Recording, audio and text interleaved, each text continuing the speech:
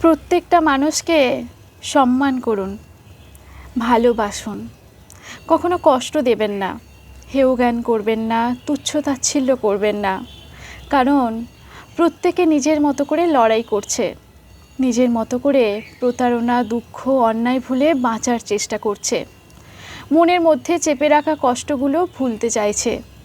শুধু আপনিই নন, প্রত্যেকে আপনার মতন কঠিন সংগ্রাম করছে, জীবন যুদ্ধে লড়ছে।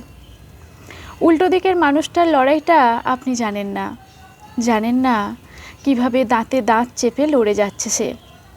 তবু অনুভব করতে চেষ্টা করুন, সহমর্মী হন, ভালো ব্যবহার করুন, সাহায্যের হাত প্রয়োজনে বাড়িয়ে দিন।